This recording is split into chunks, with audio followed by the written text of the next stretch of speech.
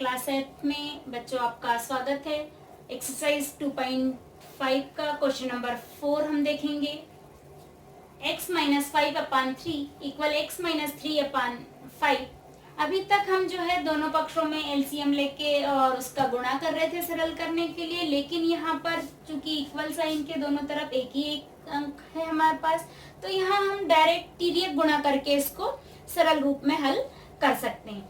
तो यहाँ पर हम यहाँ तिर्यक गुणा करने पर सबसे पहले लिखेंगे। तिर्यक गुणा करने पर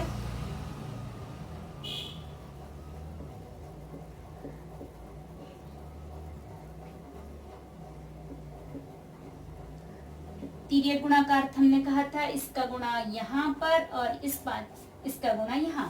तो यहाँ पर ये 5 का गुणा, ये 5 का जब हम कर रहे हैं तो 5 गुणित ये x माइनस 5 इक्वल साइन इस 3 का गुणा अब ऊपर इधर तिर्यक यानी तिरछा x माइनस 3 से गुणा यहाँ। ये ध्यान रहे कि कभी भी यहाँ वाली संख्या को पहले ही लिखना है, यहाँ पे इसके सामने की संख्या आनी चाहिए, उसके बाद इक्वल के उधर ये अंश वाली संख्या आनी चाहिए और उसके लिए ये हर यहाँ पे इसका गुणा होगा। और अब देखिए 5 गुणित x हो गया हमारे पास 5x ऋण 25 बराबर 3 गुणित x 3x 3 गुणित 3 3 तिया 9। समान पदों को एक और लिखने पर समान पदों को एक और लिखने पर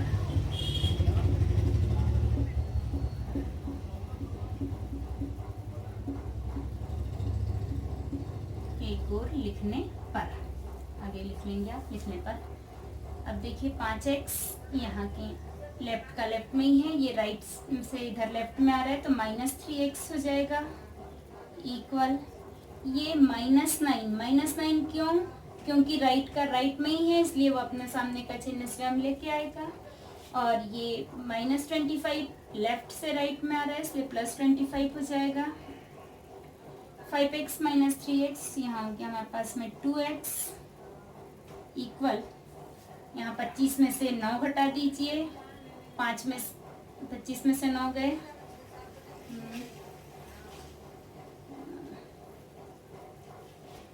16 बचा हमारे पास यहाँ पर 16। तो x इक्वल 16 अपान ये 2 मल्टीप्लाई है तो अपान में आ गए। यहाँ क्या किया हमने 2 का पक्षांतर किया है। अब इतना तो समझ आना चाहिए, हम इसमें बहुत दिनों से मैथ्स कर रहे हैं। तो 2 का पक्षांतर 2 एकम 2 2 8 16।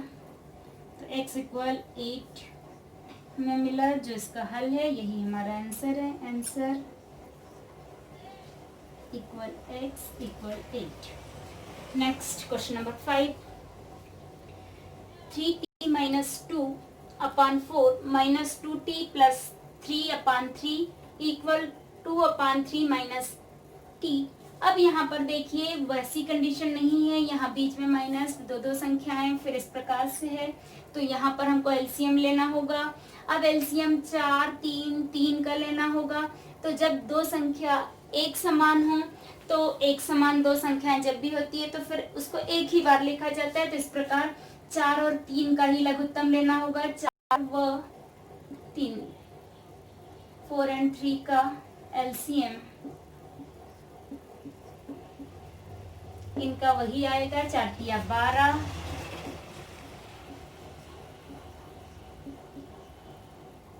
तो अब 12 का गुणा जो है हम समीकरण के दोनों पक्षों में करने पर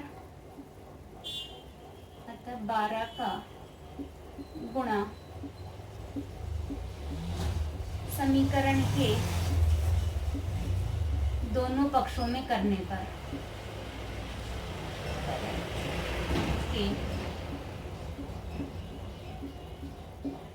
दोनों पक्षों में करने पर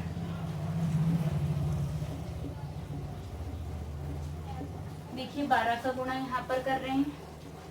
12 गुणित 3t minus 2/4 minus 2t plus 3/3, ये लेफ्ट हैंड साइड हो गया, equal right hand side 12 into 2/3 minus T, दोनों पक्षों में किया गुणा। अब जब ब्रैकेट के अंदर कोई संख्या होती है और जब बाहर जो भी संख्या होती है तो उसका अर्थ होता है कि ब्रैकेट के अंदर की हर संख्या से उसका गुणा। तो यहाँ पर हम इस प्रकार से लिख सकते हैं 12 गुणित 3t-2/4, इस प्रकार से मैं लिख सकती हूँ इसको, ऋण 12 गुणित 2t प्लस 3, यहाँ प्रत्येक के बटे में इसका अर्थ होता है कि बटे में 4 है, इसके भी बटे में 4, यहाँ भी। तो मैं उसको हर एक को अलग अलग ना तोड़ते हुए, क्योंकि वो तो गणित और अधिक जो है लेंदी हो जाएगा, इसलिए 2t प्लस 3/3, और यहाँ तो वही है, इसको मैं अलग अलग कर देती हूँ। 12 गुणित 2/3, ये ऋण, फिर 12 गुणित t। अब यहाँ देखिए ये 4 से कैंसिल हो गया, 4 एकम 4, 4 तिया 12, तो यहाँ पर अब इस 3 का गुणा इस पूरे कोष्टक के अंदर हो जाएगा, तो 3 तिया 9, ये इस प्रकार 3 इंटू ये 3t माइनस 2/1 है तो कुछ लिखने की जरूरत नहीं, माइनस ये 4 इंटू ये 2t प्लस 3/1 है, कुछ की जरूरत नहीं, इक्वल ये 3 1 जा किया था, 4 दूनी 4 2 4 इंटू यहाँ पे कर सकते हैं, इंटू 2 लिख के रख सकते हैं जैसे अभी कर रहे हैं, तो माइनस 12 इंटू टी 12t। अब इस 3 का मल्टीप्लिकेशन इस पूरे ब्रैकेट के साथ, तो 3 3 जा 9t माइनस 3 2 जा 6। अब इस -4 का मल्टीप्लाई इस पूरे ब्रैकेट के साथ, तो -4 इंटू 2, यहाँ पे पहले चिन्हों का गुणा, फिर संख्या का गुणा, फिर चर राशि का, तो संख्या माइनस और यहाँ कुछ नहीं है, यानी प्लस प्लस माइनस माइनस, 4 2 जा 8, ये फिर माइनस प्लस यानी ऋण और धन का गुणा, यहाँ पर फिर ऋण 4 तिया 12 बराबर 4 दूनी 8 ऋण 12t। यहाँ 9t में से 8t गया तो 1t बचा, 1t यानी अकेला t लिखते हैं, और बड़ी संख्या के सामने चूंकि धन है इसलिए यहाँ पर कोई चिन्ह नहीं लगाएंगे, और ये ऋण और ऋण जुड़ता है और बड़ी संख्या के सामने का चिन्ह, तो 12 और 6 जुड़ गया 18, और बड़ी संख्या चूंकि यहाँ पर ऋणात्मक है तो ऋण ऋण ऋण कभी भी जुड़ जाते हैं, और चिन्ह बड़ी संख्या के सामने का तो ऋण 18 बराबर ये 8 ऋण 12t, ऐसा ही रहेगा। समान पदों को एक और लिखने पर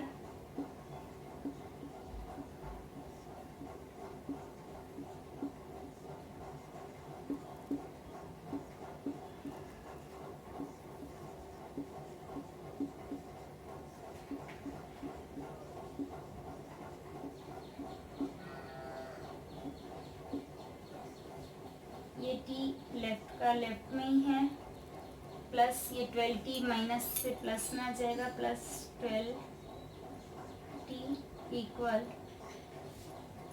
यहाँ पे 8, ऐसा ही है, ये प्लस माइनस में तो इधर जाएगा तो प्लस में हो जाएगा, प्लस 18 12 और plus 1t 13t equal 18 plus 8 26, 18 26, तो t इक्वल 26/13। यहाँ क्या किया, 13 का पक्षांतर, 13 का पक्षांतर,